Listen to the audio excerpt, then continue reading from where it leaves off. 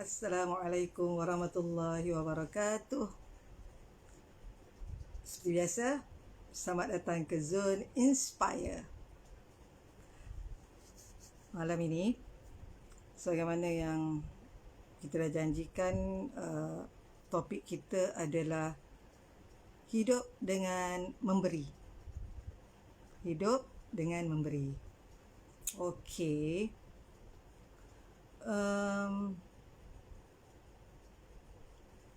Hidup dengan memberi ni, apa maksud hidup dengan memberi? Apa maksud hidup dengan memberi?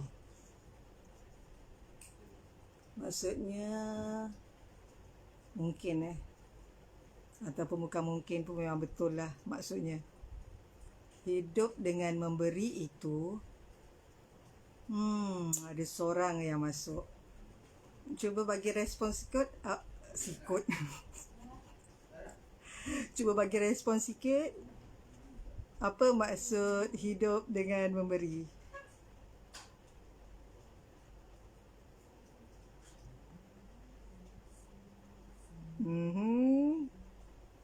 Alang tak pasti siapa yang bersama dengan Alang pada malam ini. Apa pun, terima kasih. Selamat datang ke Zone Inspire. Sebelum menjawab apa-apa, seperti biasa, tadi kita punya gazette lah kan pertanyaan tu. Tapi kita tak mulakan lagi. Ini kita nak mulakan. Kita mulakan dengan Al-Fatihah.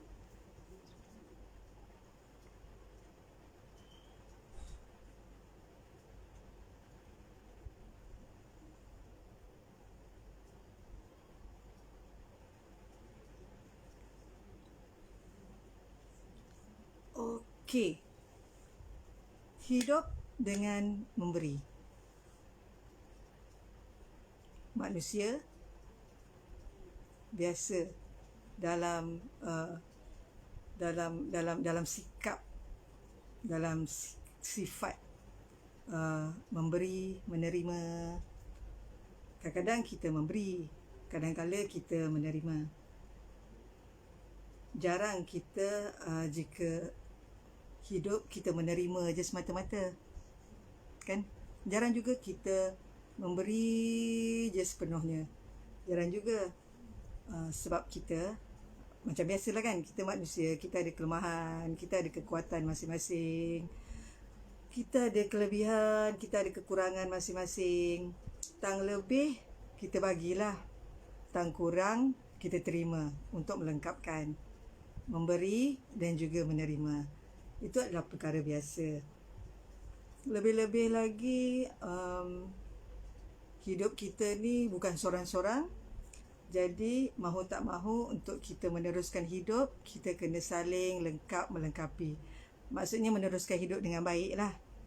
Saling lengkap melengkapi. Kita saling bergantungan agar hidup kita berjalan dengan baik, dan semoga ia dapat memudahkan perjalanan kita untuk mencapai tujuan, untuk mencapai misi kita, untuk mencapai visi kita, begitu.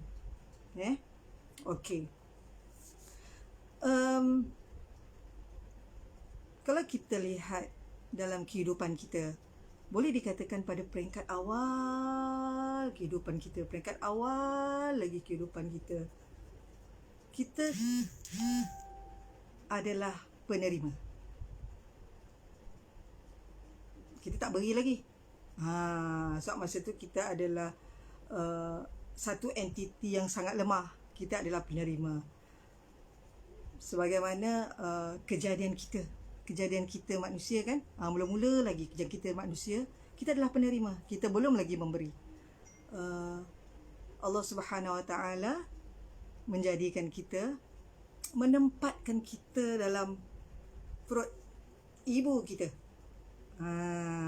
Sebagaimana dalam surah Al-Mu'minun ayat 11 hingga ke ayat 14.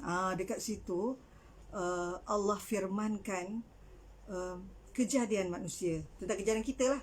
Manusia tu kita lah, kan? Kejadian kita. Bermula daripada air mani, lepas tu segumpal darah, lepas tu seketul daging, lepas tu daging tu pula ada tulang, lepas tu dijadikan tulang, lepas tu tulang tu pula dibalut dengan daging. Begitu. Allah memberi.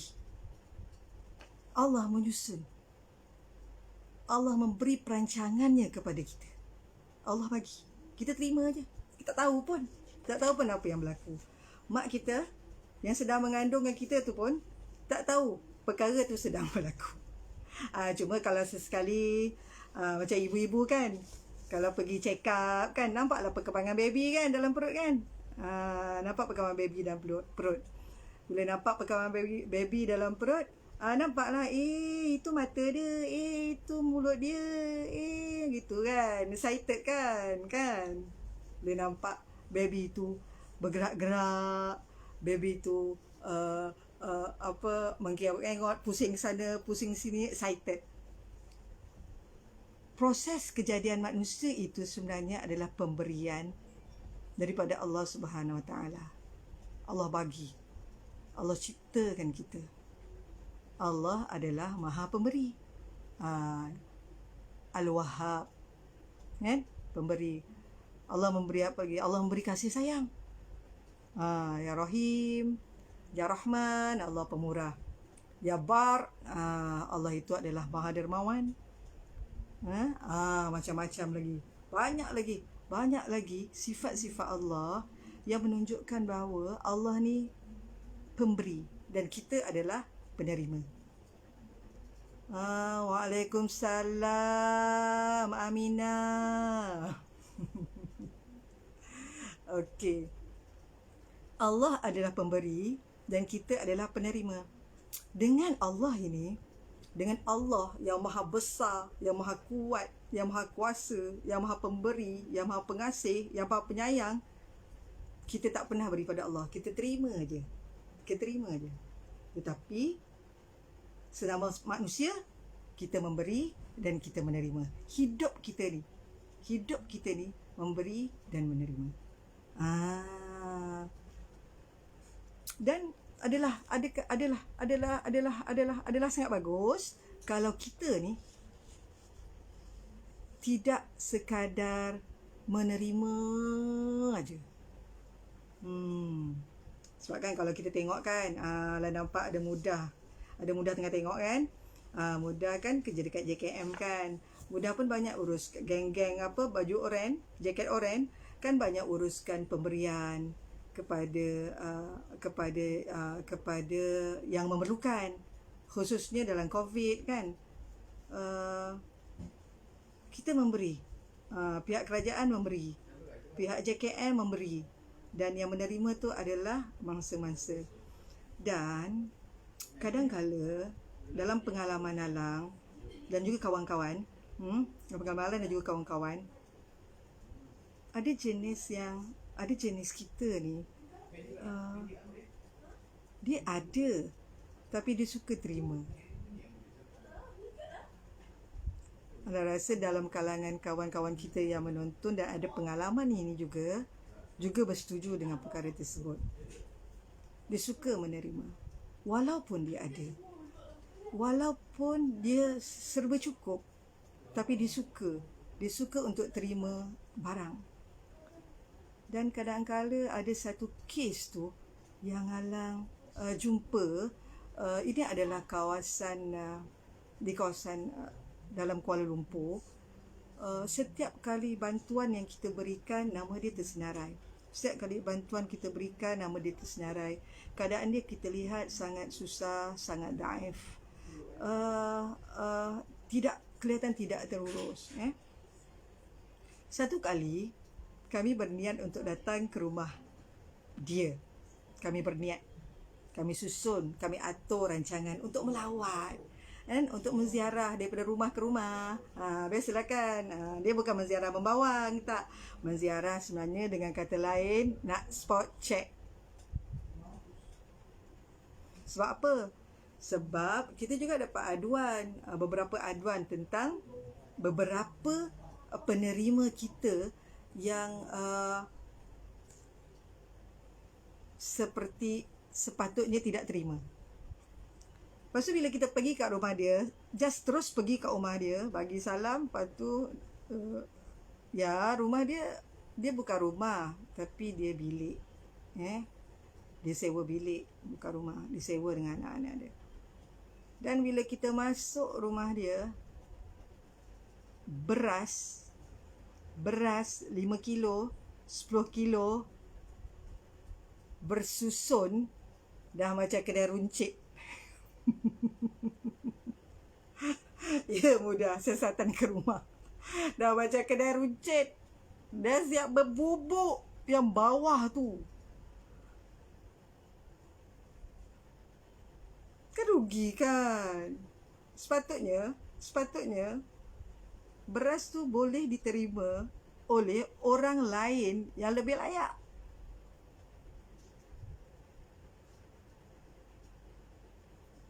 Tapi orang lain yang lebih layak tak dapat, dan dia dapat kerana pelbagai masalah yang dia selalu utarakan, pelbagai kesempitan yang dia utarakan. Dan hakikatnya begitu. Dia memang ada jenis insan begitu. Ada jenis yang suka sangat terima, suka sangat kumpul barang, suka sangat jadi kat rumah tu kedai runcit, suka sangat. Dan akhirnya bubuk, lepas tu buang.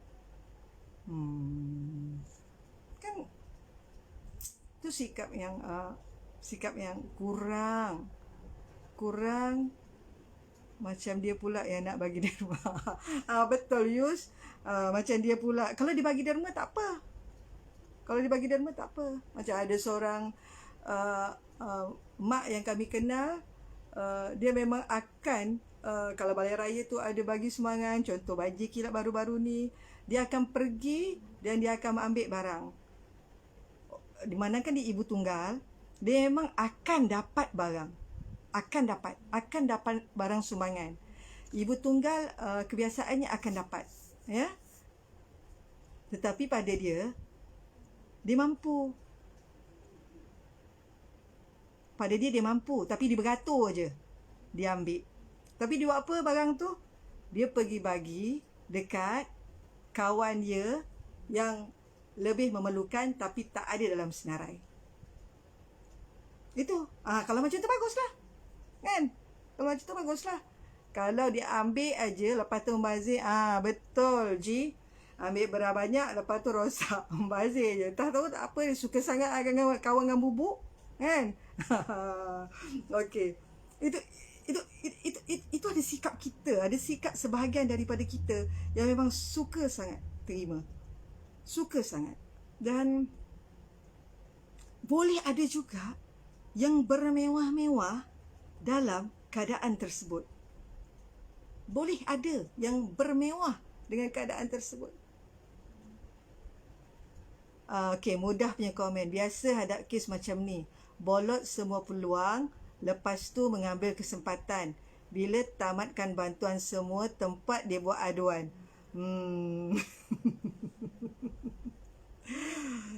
Betul. Kerana dia jenis macam ni. Dan baguslah kalau kita bukan tergolong dalam golongan yang macam ni. Bagus kita adalah golongan yang memberi, bukan golongan yang menerima.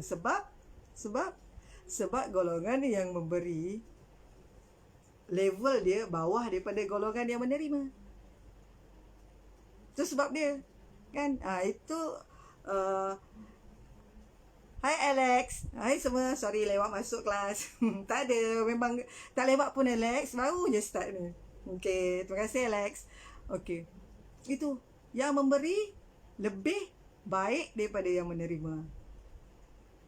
Dan yang bagus, yang memberi itu, dia sebenarnya, dan sangat bagus, dia sebenarnya sebenarnya tidaklah cukup lengkap yang dia ada. Tapi dia bagi juga. Itu pun ada orang. Itu pun kita jumpa. Itu hebatnya kan. Tu macam yang pernah Alan cerita Alan rasa dalam slot. Ni Alan rasa ini adalah slot kita, slot Inspire yang ke 29. Alan rasa malam ni slot yang ke 29. Alan rasa slot yang Alan akan cerita ni, yang akan ambil contoh cerita ni adalah slot yang ketiga ataupun slot yang keempat. Dah lama dah. Dan juga cerita ni pun Alan biasa cerita juga pada semua kalau Alan bagi presentation, kalau Alan pergi bagi ceramah mana-mana, biasanya cerita ni juga Alan bawa. Dan Alan rasa Alan perlu bawa juga malam ni, tapi Alan ringkaskan cerita dia. Ya? Dan Alan yakin yang berada bersama dengan Alan malam ni pernah mendengar cerita itu. Okey. Dia berkaitan dengan orang yang memberi, tapi dia memberi sebenarnya dia tak cukup pun. Itu bila kita tengok keadaan itu, kita belajar untuk rasa sebenarnya orang susah.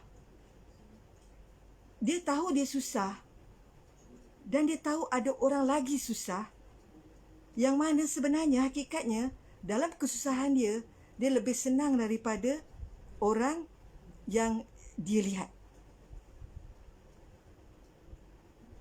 Menyebabkan dia tetap membantu. Okey. Masa ni Alang bersama dengan tim Alang berjumpa dengan kakak ni. Kakak ni Alang cerita semula kalau sesiapa yang dah dengar cerita ni, anggaplah sebagai ulangan. Dia bukan sebab tak ada cerita lain tau. Sebab cerita ni pada Alang dia rapat dengan pemberian ini. Kalau siapa yang tak dengar, alhamdulillah, ini bukan satu ulangan tapi satu cerita yang baru. Okey. Kakak ni masa tu kami dalam program Ramadan. Kita kenali sebagai Mai Oleh-Oleh. Mai Oleh-Oleh ni maksudnya salam bagi barang dapur, keperluan dapur untuk orang-orang yang memerlukan. Okey, siaran ulangan.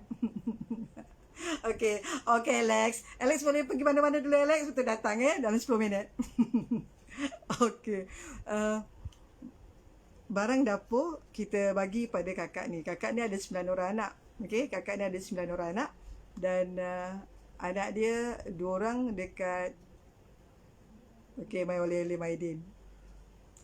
2 orang adalah di IPTA, 2 orang dekat asrama penuh dan 5 orang ada kat rumah tu. Paling tua umur 12 tahun dan paling muda umur 5 tahun. Kakak ni kerja dia adalah cuci pinggan. Dia membesarkan anak 9 orang. Suami dia ada, tapi dia kategori ibu tunggal.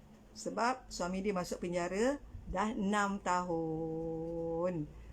Jadi dialah yang mengusahakan anak tu. Dialah yang mengatur anak tu. Hidup sangat sederhana. Bila kami masuk rumah dia kosong. Kosong kecuali ada rak buku.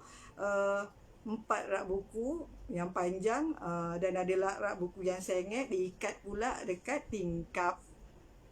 Besi tingkap tu kan. Diikat dekat besi tingkap tu supaya rak tu tak terbalik sebab buku banyak, macam pustakaan kat rumah tu. Rumahnya adalah kosong. Tapi bila kami hantar barang-barang yang kami nak dermakan tu, kami terus hantar, minta kebenaran terus pergi dapur sebab barang tu berat kan.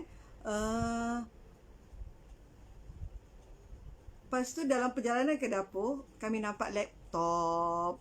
Lepas tu pada kami fikir, apa pula dia guna? Kenapa pula ada laptop kat rumah ni? Laptop ni buat apa? Sedangkan anak-anak dia dikatakan tak belanja pun dekat sekolah. So kalau ada laptop, Alah rasa ini cerita tahun 2014 ke 2013 ke begitu kan. Waalaikumsalam Ustazah. Alan tak ingat antara 2012, 2013, 2014 macam tu ada laptop. So kita jadi pelik, adakah anak dia ni tertinggal laptop? Tapi kalau anak tertinggal laptop, mestilah patah balik untuk dapatkan laptop tu semula. Tapi tidak. 2013. Okey, Alex. Ingat pula Alex lah kan. Alex, nak cakap Alex masih muda. Alex taklah muda sangat kan Alex. Okeylah, muda. Okeylah, muda.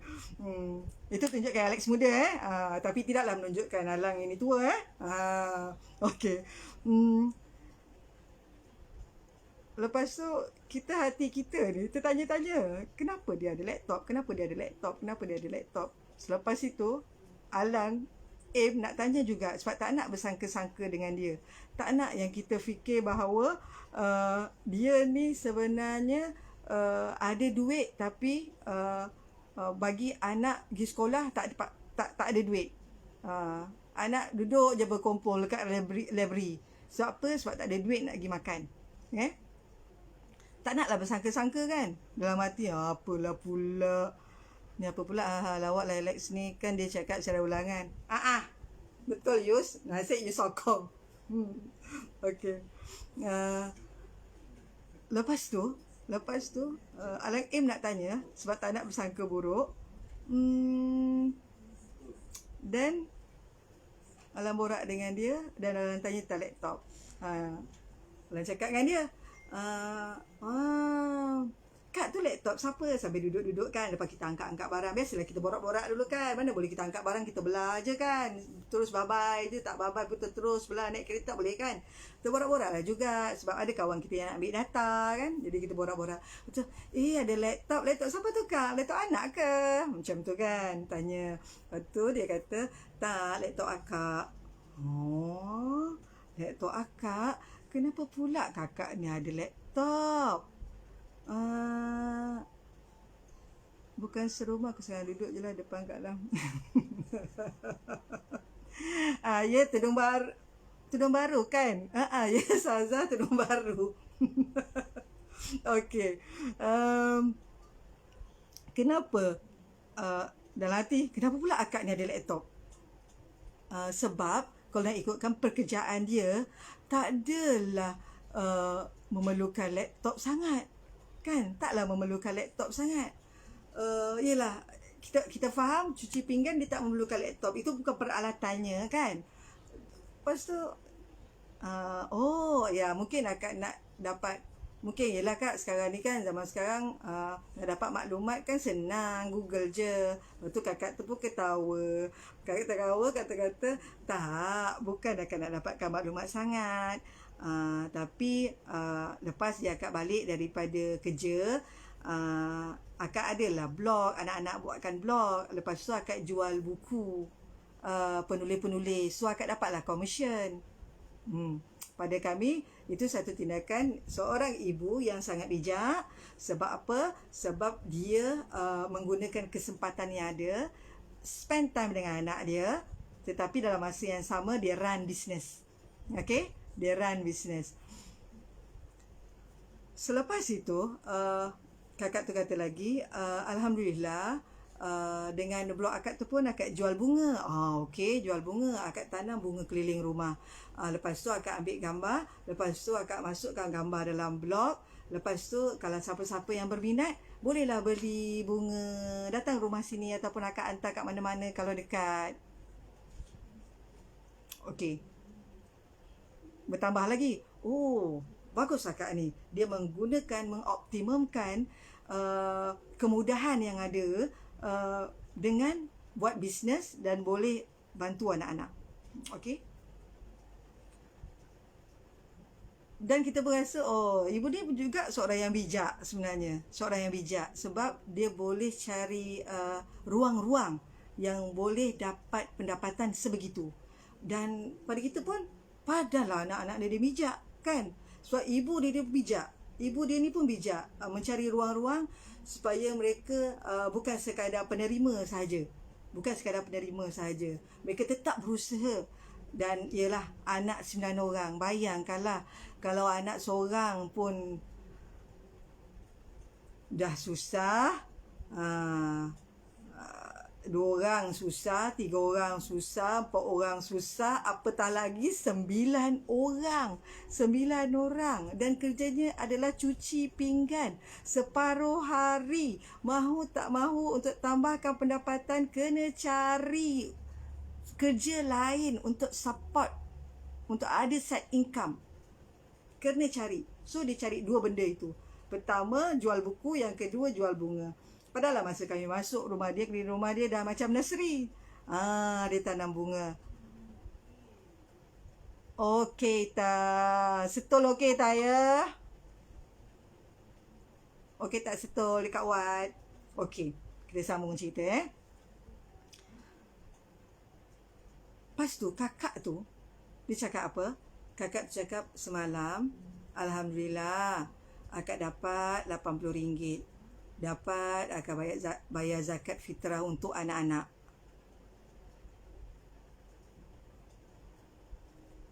Rumah dia tak ada apa-apa. Masa kami pergi, beras pun tak ada.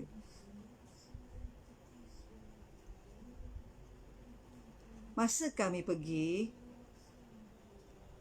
persediaan untuk hari raya satu pun tak ada. Tak ada kuih raya, tak ada pun baju raya untuk anak-anak, tak ada, semua tak ada, semua tak ada. Sedangkan raya lagi, ala rasa lagi dalam 7-8 hari lagi. Tapi semua tak ada. Tapi dia boleh berfikir, mengenepikan keinginan anak-anak untuk menyambut raya dengan meriah, diketepikan, dan apa yang difikirkan adalah nak bayar zakat.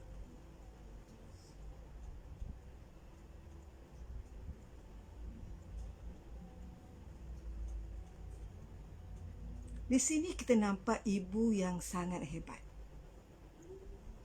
Di sini juga kita nampak, tak pelik, anak-anak dia pun juga hebat. Kan? Walaupun dia serba tiada, tapi dia tetap memberi. Dia beri apa yang dia ada, Allah mencukupkan keperluan yang sepatutnya. Contoh apa yang Allah cukupkan. Anak-anak dia semua pandai. Yang sekolah, kalau nombor 1 hingga nombor 3 je. Sama ada sekolah rendah, sehinggalah ke sekolah menengah. Kelas, semua kelas depan je anak-anak dia. Allah jadikan anak-anak dia hebat. Yang kedua, Allah jadikan anak-anak dia adalah anak-anak yang sihat.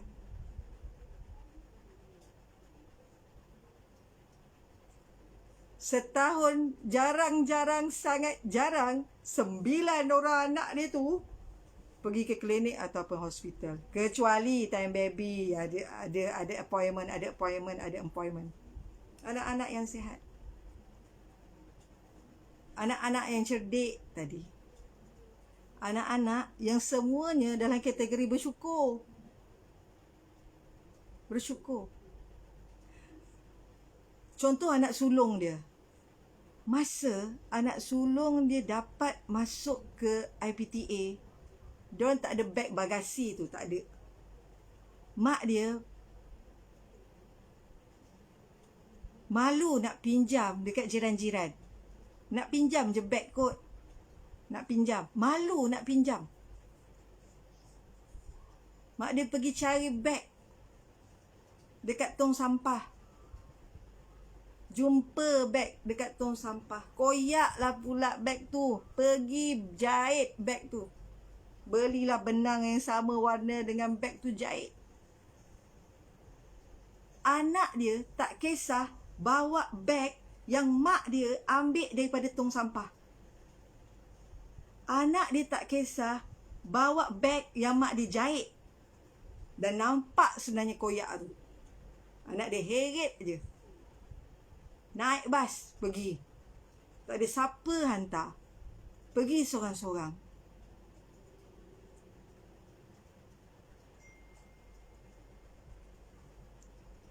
Dia punya anak yang cukup berdaya tahan, cukup bersyukur. Dan dia punya anak, semuanya saling menyokong antara satu sama lain. Itulah yang dia kata, masa kami nak tinggalkan dia, bila kami cakap, lah, akak gunalah dulu duit zakat tu kak, duit yang akak aim nak bayar zakat tu kak. Yelah budak-budak kan nak raya kan, agaknya nak makan ayam semua-semua. Lepas tu dia kata apa? Allah adalah pemberi rezeki. Dia pemilik langit dan bumi. Kenapa kita perlu susah hati?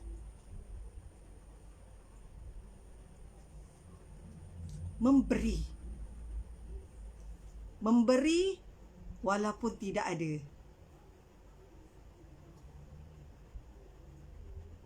Memberi dalam keadaan tidak cukup. Memberi walaupun pada saat itu perlu. Tetapi dia percaya Allah akan bagi dia lebih lagi pada itu. Allah akan bagi lebih, melengkapkan dia. Kalau tak cukup yang kat sini, Allah cukupkan dekat sini. Dan sekarang anak-anak dia dah 3 orang kot yang bekerja. Dan semuanya adalah profesional. Alhamdulillah. Hidup dia dalam keadaan hidup yang semakin baik dan semakin baik dan semakin baik. Itu hikmahnya atas sikap pemberian, dia memberi itu. Pernah satu cerita pada zaman Rasulullah sallallahu alaihi wasallam. Ada satu cerita pada zaman Rasulullah. Saat itu Rasulullah sedang berkumpul dengan kawan-kawannya. Lepas tu datang seorang lelaki dan berkata, ya Rasulullah, aku menderita kebuluran ya Rasulullah. Memang orang tu nampak kusut masai, nampak tak larat, nampak kurus kering, memang nampak dia kebuluran. Lepas tu Rasulullah kata, jom, Rasulullah bawa balik ke rumah isterinya. Pergi ke rumah isterinya, isteri yang pertama cakap, Rasulullah, tak ada apa di rumah kita ya Rasulullah, yang ada hanyalah air. Pergi ke rumah isteri seterusnya, jawapan yang sama. Pergi ke rumah isteri seterusnya pun jawapan yang sama. Tak ada barang makanan di rumah Rasulullah sallallahu alaihi wasallam. Tidak ada. Semua isinya mengatakan di rumah tak ada kecuali air. Rasulullah tak ada pilihan dan bertanya kepada para sahabat, sesiapa yang dapat membantu lelaki ini, Allah akan merahmatinya. Terus seorang orang Ansar ketika itu bangun dan berkata apa? Dan berkata, Rasulullah, saya akan bawa saudara kita ke rumah saya. Sesampai di rumah, dia bertanya dengan isterinya, ada tak barang makanan untuk anak-anak? Isteri kata ada. Ada tak lebih daripada barang makanan untuk anak-anak kita? Tak ada. Apa dia cakap pada isteri dia? Cuba sibukkan anak-anak kita sehingga anak-anak kita lupa untuk makan. Sebab makanan itu saya nak berikan kepada tetamu Rasulullah. Isteri kata, ya. Lepas tu anak-anak diletakkan ke satu tempat. Tak tahulah dia buat aktiviti apa kan. Kalau sekarang bagi handset. kenyang main game. Kalau sekarang lah kan, kenyang main game. Macam-macam lah kau main. Kau tengoklah YouTube kan. Kau tengoklah kartun. Sampai lebam-lebam mata. Main game. Gitu. Kalau sekarang, dulu zaman Rasulullah tak ada. Tak tahu lah apa aktiviti dia buat. Dan suami dia kata apa? Nanti bila orang tu masuk, tunjukkan seperti kita ni sedang macam nak makan. Ada anak-anak sedang berkumpul di satu ruang, macam nak makan. Dan bila tetamu kita nak makan, dah start nak makan, kau padamkan lampu supaya anak kita tak nampak tetamu kita sedang makan. Macam tu sekali tindakan suaminya ini. Bila tetamu itu masuk dan tetamu itu dapat tengok makanan, dan saat itu isteri dia tutup lampu, terkejut juga tetamu dia, tapi suami dia kata, oh, minyak dia habis. Dia kehabisan minyak, pelita dia tu dah terus terpadam. Okey? Tetamu, makanlah. Dia kata makanlah. Di depan kamu saja makanan itu. Lepas tu tetamu itu makan. Dan ketika itu, mereka menunggu tetamu itu makan dalam keadaan perut kosong.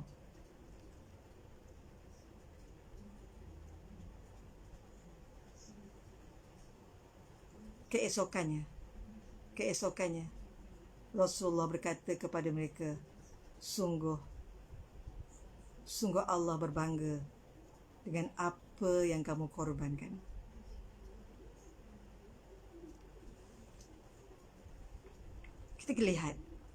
Kita lihat dua kisah tadi. Mengharapkan rahmat Allah. Dan sungguh rahmat Allah itu luas. Macam mana yang kakak tu cakap tadi kan? Macam mana kakak tu dapat? Macam mana kakak tu terima atas pengorbanan yang dia buat? Macam mana sahabat Rasulullah ini, yang Ansar ini, dia mengejar rahmat Allah, dia mengejar redha Allah, sampai apa sahaja yang dia lakukan adalah kerana Allah, walaupun dia kelihatannya tidak mendapat apa-apa dengan pengorbanan tersebut.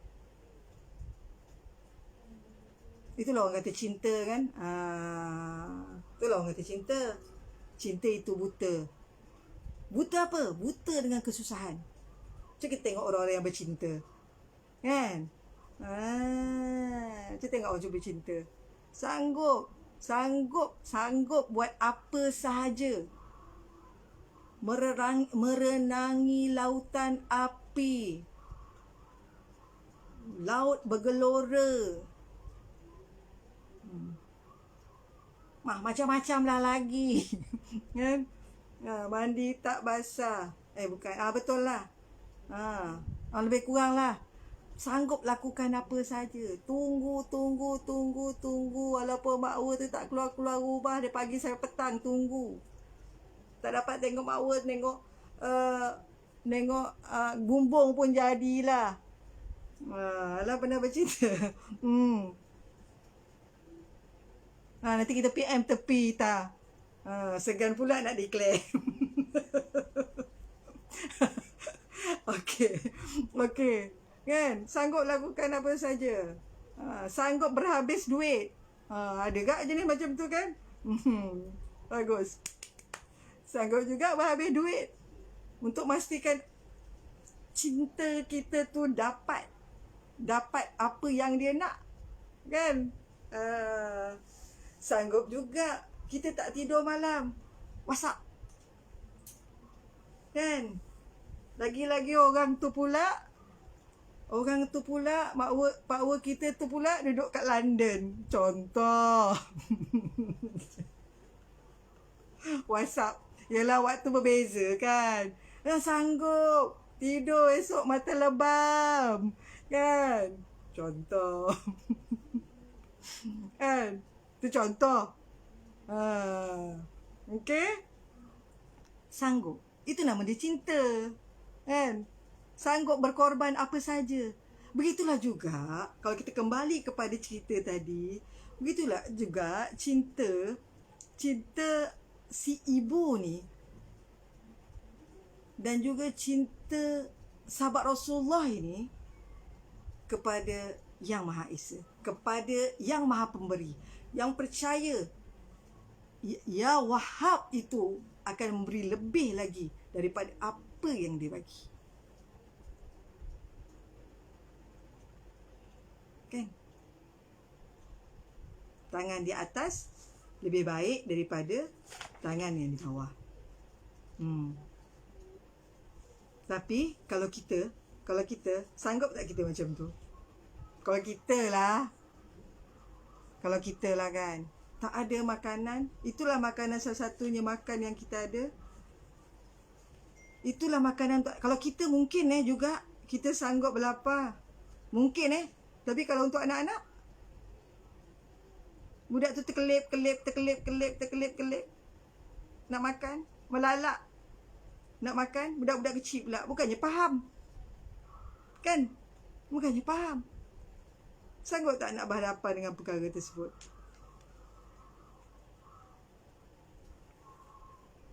Susah kan? Susah. Tapi kalau jika insya-Allah, jika kita meletakkan rasa cinta tu paling atas, dan kita percaya bahawa ada rezeki untuk kita yang Allah sediakan di atas apa yang kita lakukan sebagai gantinya, insya-Allah kita akan lakukan. Insya-Allah. Itu yang berlaku pada kakak. Dan itu juga berlaku pada sahabat Rasulullah. Lagi-lagi pada zaman sahabat. Sahabat berada di depan mata. Rasulullah berada di depan mata. Betapa gembiranya dia bagi kepada orang. Betapa sukanya dia bagi kepada orang. Itu yang kata Sayyidina Ali tentang ikhlas. Sayyidina Ali cakap tentang ikhlas apa dia? Ikhlas ini adalah engkau sangat-sangat gembira apabila menerima satu barang yang engkau dah lama nak. Kau sangat gembira terima barang itu. Tiba-tiba ada orang lain yang memerlukan barang tersebut dan memintanya daripada engkau. Dan engkau beri kepadanya barang yang memang kau nak. Kau beri kepadanya dengan rasa gembira yang sama saat engkau menerima barang tersebut. Itu level ikhlas. Kita terima, kita suka, kita bagi pun kita suka. Rasa suka kita adalah sama ketika kita penerima. Ketika kita menerima. Susah kan? Susah kan nak dapat perasaan macam tu kan? Biasanya kita kalau terima kita suka, kalau bagi dah lah tu barang tu yang memang kita nak.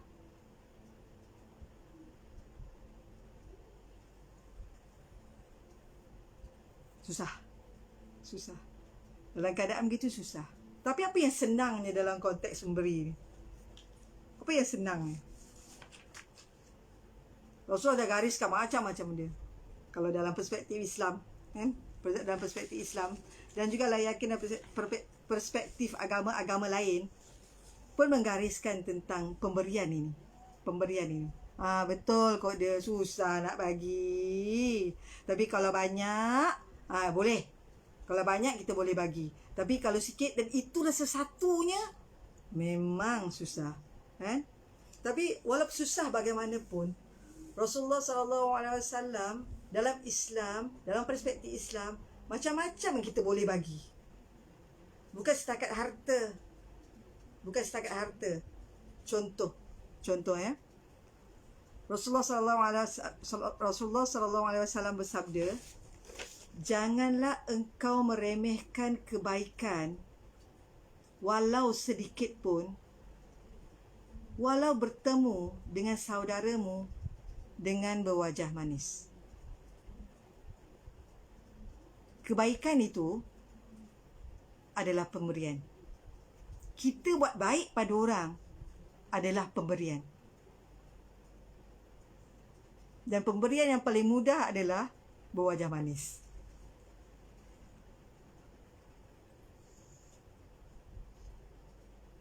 Tapi senang ke wajah manis Senang ke untuk kita berwajah manis? Okey, ada orang kan, Allah memang jadikan muka dia, memang muka dia manis saja. Ada orang jadikan muka dia garang aja. Ada orang jadikan dia macam tu kan, muka dia memang Allah jadikan dia kelat aja muka tu. Ada orang tu contoh kalau kita naik kenderaan kan, awam kan, kita terasa orang tu macam senyum kat kita. Lepas tu kita pun macam, aku kenal ke dia ni? Aku kenal ke dia ni? Akhirnya kita senyum kat dia. Sebab kita takut dia kenal kita tapi kita tak perasan.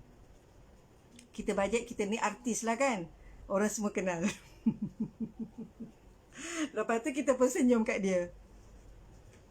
Lepas tu dia pandang tempat lain, riak muka dia pun sama. Dia senyum aja. Ada jenis orang macam tu. Ya Allah, bersyukurlah siapa-siapa yang dapat wajah manis sebegitu. Kan, sampai orang lain semua perasan yang dia senyum dekat orang lain. Tetapi hakikatnya kan, kalau kita berwajah manis, dia sebenarnya berpunca daripada dalam hati kita. Kalau hati kita ni senang, hati kita ni bahagia, hati kita ni enjoy, benda tu akan terpancar dekat muka kita. Benda tu akan terpancar pada tindakan kita. Itu yang sebagaimana kata Sayyidina Osman radhiyallahu anhu. Dia berkata apa? Tiada seorang pun yang dapat menyembunyikan suatu rahsia dalam hatinya kecuali Allah akan menampakkan pada raut wajahnya melalui perkataan yang terlontar di lidahnya.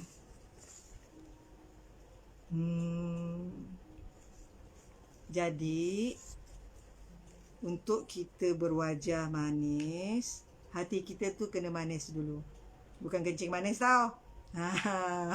Hati kita tu kena manis dulu.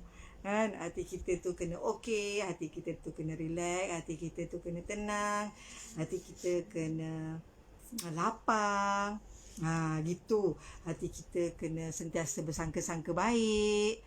Gitu. Jadi jiwa kita adalah jiwa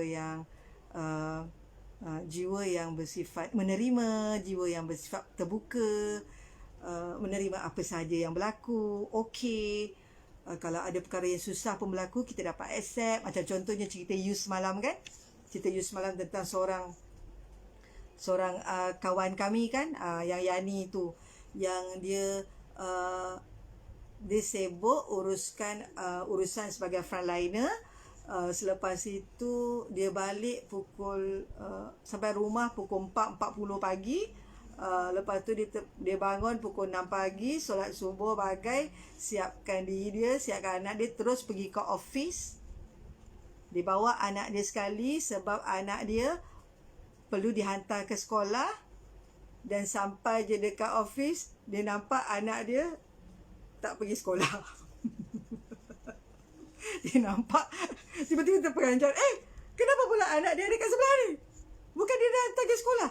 Mamai, tak cukup tidur, stres. Yang anak ni pun diam.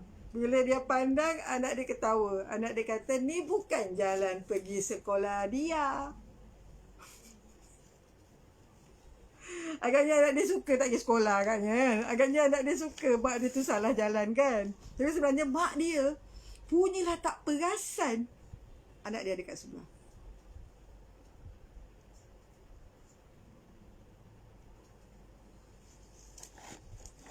Tapi apa yang dia buat? Nak ikutkan, dia terpaksa patah balik, dia terpaksa call terpaksa lambat masuk ke office, sedangkan kerja berjujut sedang menunggu dia ni. Ada meeting pula tu. Nak pula kena hantar anak pergi ke sekolah. Patah balik 1 jam. Sampai ke office mula. Dengan letihnya dia.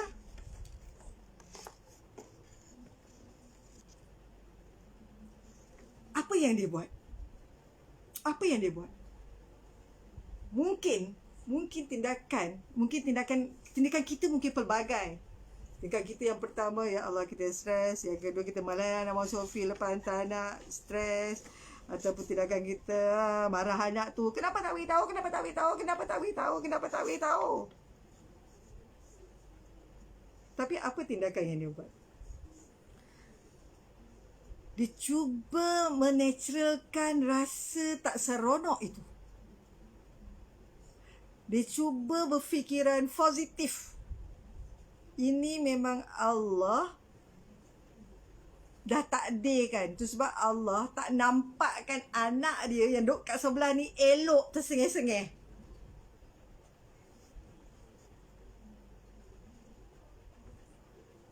Apa yang dia buat? Pada dia, fikir positif.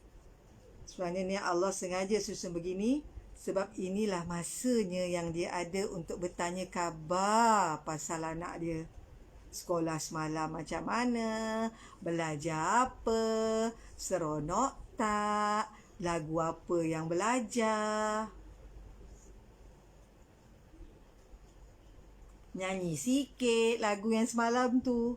Sepanjang jalan itu aktiviti dia yang dia buat dengan anak dia. Dia isi waktu tu. Dia berfikir cara positif. Apa maksud berfikir positif? Berfikir positif adalah menurut Oxford, dictionary Oxford, dalam dicatat kat sini, iaitu amalan atau penumpuan minda seseorang secara tegas. Dengar sekali lagi, secara tegas terhadap aspek yang baik dan konstruktif. Maksudnya dan yang membina. Atur minda dia, arahkan minda dia, tumpukan minda dia secara tegas terhadap aspek yang baik sahaja dan aspek yang membina sahaja. Dan ini, penumpuan tersebut akan mengalihkan pandangan terhadap perkara yang negatif lagi merosakkan. Kalau kita fikir positif, kita tolak terus negatif. Kalau kita tumpukan pada perkara-perkara yang positif, kita tolak perkara-perkara yang negatif dan merosakkan. Itu yang berlaku. Itu yang berlaku pada Yani, pada anak dia. Alhamdulillah, bagus. Dia dapat maintain. Dia dapat arahkan fikiran dia, walaupun fikiran dia tu bercelaru, neuro dia tak berhubung, tapi dia dapat berfikir sebegitu. Kalau ini kita jadikan amalan, jika perkara sebegini kita jadikan amalan, kita sebenarnya melatih diri kita untuk ready, untuk ampuh jika perkara-perkara di luar dugaan berlaku pada kita. Perkara luar dugaan dia berlaku, perkara luar kawalan dia berlaku, perkara yang tak jangka dia berlaku. Kita still maintain. Boleh melatih fikiran kita untuk positif. Bila kita fikir positif, kita boleh buat perkara yang baik dengan semua orang. Kita berkemampuan untuk buat perkara yang baik. Sebab apa? Sebab kita dah elak perkara yang negatif dan perkara yang merosakkan. Itu bagusnya. Fikir positif. Kan? Bagus kalau kita dapat latih benda tu. Practice make perfect, orang putih cakap. Okay? Bagus kalau kita dapat latih. Itu sebablah dalam konteks kita memberi, bukan sekadar kita memberi sedekah, kita memberi harta, kita memberi apa yang kita ada, tetapi muka yang baik hasil dari latihan hati dan pemikiran yang baik, itu juga satu pemberian. Kalau nak bawa lagi satu hadis Rasulullah sallallahu alaihi wasallam yang Alan catat, ya. Rasulullah berkata, engkau berlaku adil terhadap dua orang, itu adalah sedekah. Engkau menolong orang yang berkenderaan menaiki kenderaannya dan engkau membantu mengangkat barangnya. Kalau zaman dulu kan unta kan. Orang tu ada kenderaan, agaknya tak larat nak naik unta, angkatlah orang tu, tolong angkat orang tu dan tolong angkat barang dia naik atas unta. Itu juga satu sedekah. Kalau zaman sekarang ni, mungkin orang tak ada kenderaan ke, atau minyak kereta dia tu rosak ke, dan kita tolong tolak kereta dia ke, kan. Kalau nampak orang angkat barang banyak, kita angkat, tolong orang angkatkan barang, mudahkan orang tu. Lagi-lagi kalau orang tua bawa pula kiri kanan penuh barang, Rasulullah kata apa? Itu juga sedekah. Ucapan yang baik juga sedekah. Ucapan yang baik, kita berkata-kata baik, itu sedekah. Kita tak ada duit, kita tak ada apa, kita tak ada harta, tak boleh pergi sebanyak-banyak macam orang lain, tak boleh. Tapi kalau kita mengucapkan kata-kata yang baik pada orang, Rasulullah kata apa? Itu juga sedekah. Walaupun kau hilangkan sekatan ataupun gangguan di jalan, tempat orang nak lalu lalang, tiba ada dahan ke, tiba ada benda-benda yang berbahaya ke, itu juga sedekah. Hadis ini adalah riwayat Bukhari dan Muslim. Kita bermuka manis pun sedekah, ucap baik pun sedekah, tolong angkat barang pun sedekah, buat baik pun sedekah. Semua perkara itu semua adalah pemberian. Kita boleh memberi walaupun saat kita rasa kita tak cukup duit pun nak bagi ke orang. Buat baik itu adalah pemberian.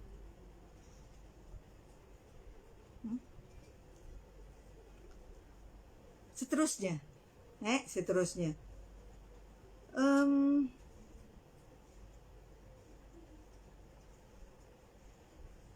kalau dalam konteks Islam juga, Alex, Alan minta maaf tak Alex, Alan cerita pasal perspektif Islam je. Alex okey kan? Alex okey kan? Minta maaf tak Alex Lebih baguslah Alex duduk je kat situ. Okey. Kalau dalam Islam juga, Rasulullah SAW bersabda, selemah-lemah manusia adalah mereka yang lemah dalam doanya, dan sebakhil-bakhil manusia, maksudnya sekedekut-kedekut manusia, adalah manusia yang tidak mahu memberi salam. Memberi salam itu pun sebenarnya sedekah. Membacakan doa pun adalah sedekah.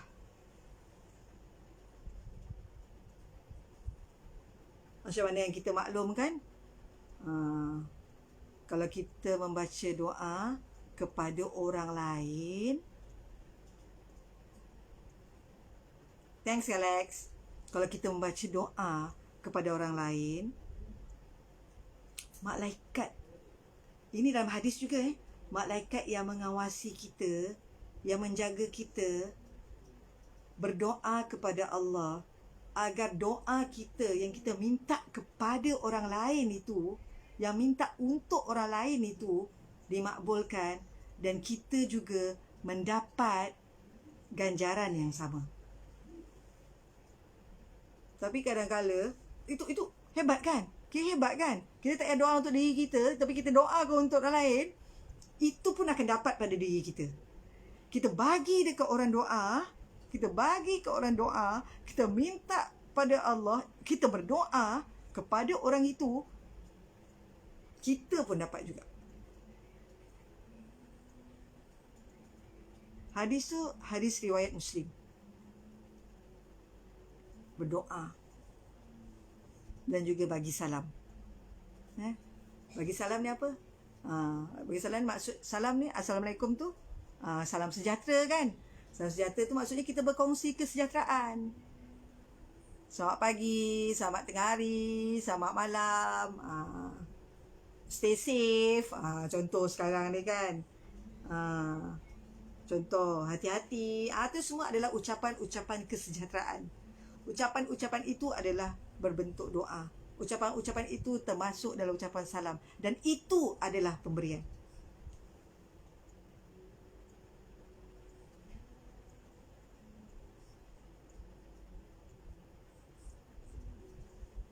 Selain daripada itu,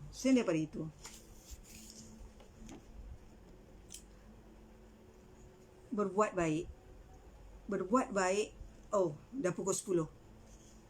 Ada lagi beberapa perkara, tapi Alang habiskan satu isi ini saja. Nanti next kita akan bersambung. Sambung lagi kan. Berbuat baik kepada orang yang berbuat baik pada kita, ya. Sekali lagi, Rasulullah SAW bersabda, Allah tidak akan menerima syukur hamba kepadanya apabila dia tidak mensyukuri kebaikan orang dan berterima kasih kepada orang yang berbuat baik kepadanya.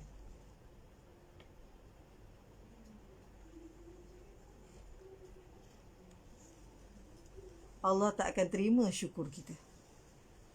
Tuhan tak akan terima syukur kita kalau kita tak berterima kasih dan buat baik pada orang. Kan ada jenis orang kan yang kadang-kadang kan kita buat baik dengan dia kan, dia buat dia aja. Tu ada satu istilah Dale Carnegie. Dia penulis buku lah. Alah rasa dia ni psikologis. Begitulah. Sebutan dia betul ke Dale Carnegie? Lebih kurang lah ejaan dia macam tu lah kan. Dale Carnegie cakap apa? Dale Carnegie cakap, janganlah kau harapkan terima kasih pada orang, sebab kalau itu yang kau harapkan, engkau akan sakit jiwa.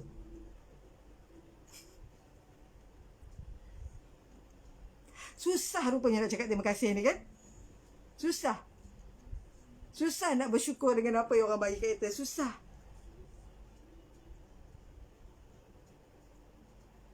Ana pernah bertembung dengan satu kes begini. Sampai kita rasa macam, aku nak tolong ke sebenarnya aku tak nak tolong. Gitu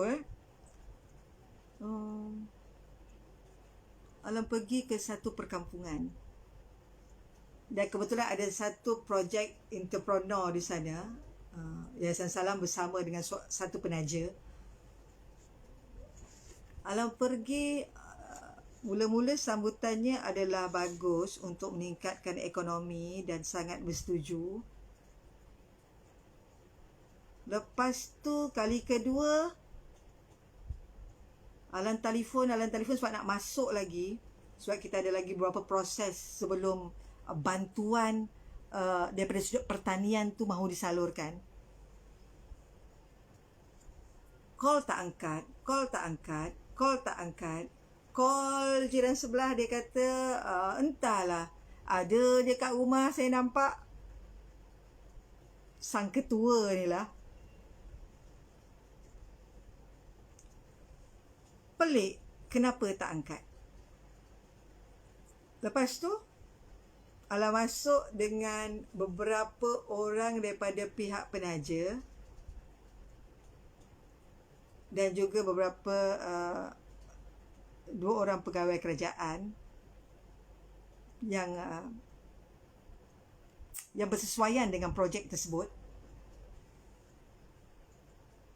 Alan duduk depan rumah dia. Dia boleh buat tak tahu je. Kita bagi salam, dia boleh buat tak tahu aja. Dia ada je kat dalam rumah. Anak dia keluar masuk, panggil dia buat tak tahu aja. Akibat daripada sikap yang sebegitu, susah nak bagi kerjasama dan tak nampak bahawa tujuan yang kita bawa tu adalah baik, dan mana sebelum ini dalam perbincangan kita dia sangat bersetuju dan dia juga yang suggest untuk projek itu dibuat di kampung tersebut. Tapi akhirnya kita datang, dah lah masuk ke dalam tu payah, anjing pula banyak, sering berlegar-legar dan sering mengejar-ngejar. Lepas tu dia boleh buat macam tu pula.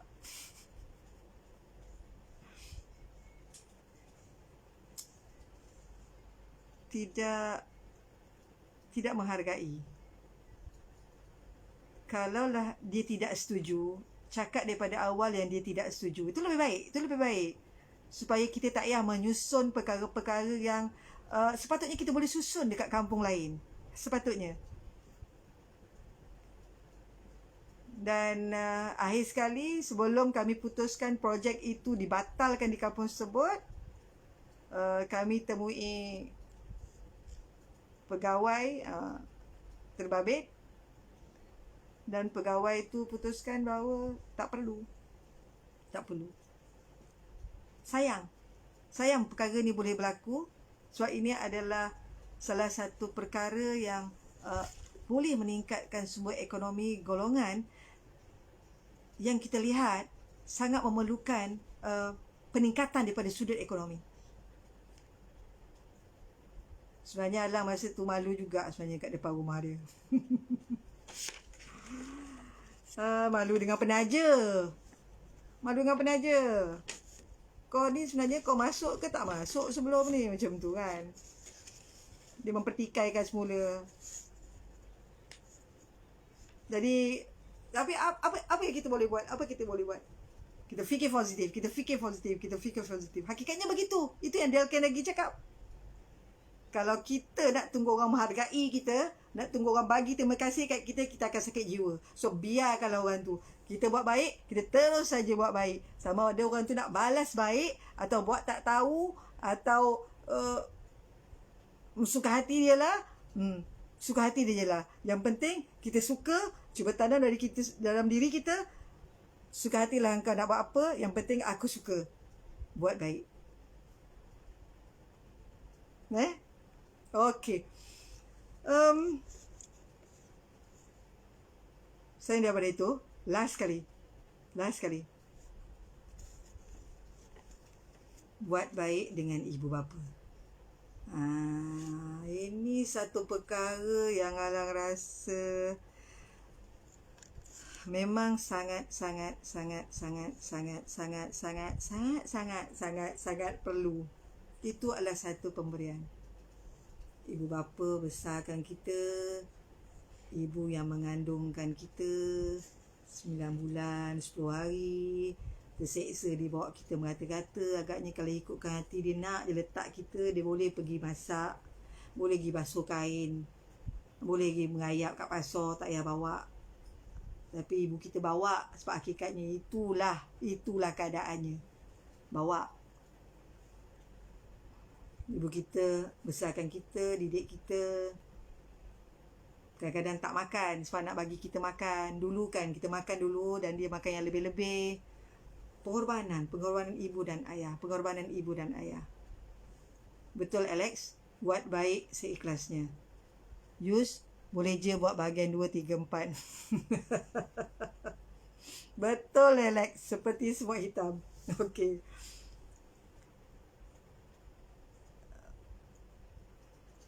Besarkan kita, mendidik kita, gembira sangat melihat kita berjaya.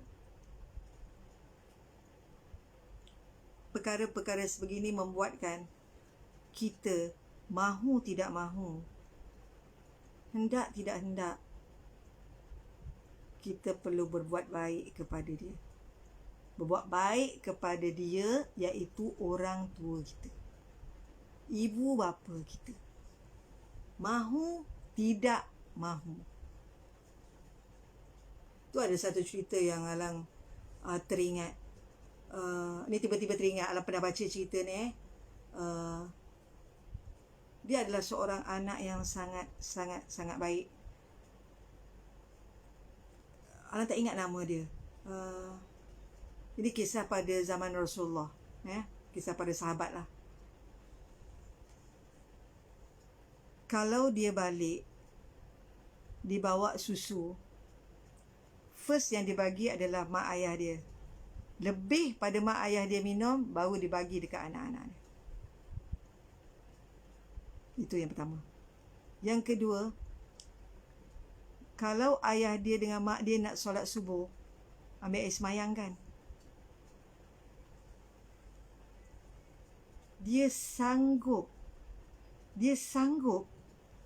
bekas air tu, nak bagikan air tu tak panas dan suam-suam, dia sanggup sebelum beberapa jam mak ayah dia bangun daripada tidur, dia bangun dulu, mana air yang ada cukup untuk mak dia ambil semayang, cukup untuk mak ayah dia mandi, dia pegang bekas air tu dan dia nyalakan api yang kecil.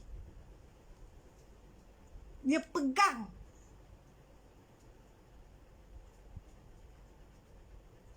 Dan bila mak ayah dia bangun, mak ayah akan mandi dengan air suam dan akan ambil sembahyang dengan air suam.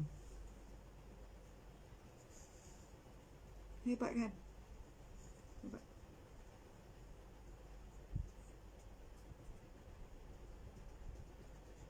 Bagaimanalah kalau kita kan? Macam manalah kalau kita kan? Kalau tak pasti, mungkin ada orang cakap, lah, kenapa tak panas je air tu, lepas tu campurlah air sejuk. Agaknya ada cakap macam tu kan? Agaknya kan? Adalah tu. Entahlah, Alang pun tak tahu kenapa. Tapi itulah ceritanya. Tapi jika itulah ceritanya, hebat anak ini. Kan? Pemberian dia, penghargaan dia, kasih sayang dia. Dia sanggup buat sebegitu. Alex cakap buat baik seikhlasnya. Alex cakap seperti semut hitam. Ini kata-kata rasanya tertulis dalam kitab yang Imam Ghazali tuliskan. Semut hitam, ikhlas adalah semut hitam di atas batu hitam di malam yang gelap gulita. Okey, insyaAllah kita akan bersambung seterusnya. Ada lagi beberapa topik yang Alang nak share berkaitan dengan pemberian. Pemberian ni, ingat, pemberian bukan setakat harta. Pemberian bukan setakat wang ringgit. Pemberian bukan setakat berbentuk material. Tetapi apa yang Allah bagi, yang kita miliki, itu juga kalau kita bagi kepada orang adalah pemberian. Sikap kita yang baik itu juga adalah pemberian. Senyum kita yang manis itu adalah pemberian. Salam kita adalah pemberian. Doa kita adalah pemberian. Semua berbuat baik, menghargai, ucapan terima kasih juga adalah pemberian. Hidup dalam memberi. Kita sambung seterusnya dalam topik yang sama. Hidup dalam memberi part 2. Berjumpa dengan Alang lagi untuk seterusnya. InsyaAllah mungkin kita akan berjumpa pada hari lusa dan esok. Macam cerita Korea. Memanglah cerita Korea. Nanti ada cerita yang akan datang tu, dia ada dramatik sikit. Okey. Untuk besok, Yang akan menyampaikan slot adalah sekejap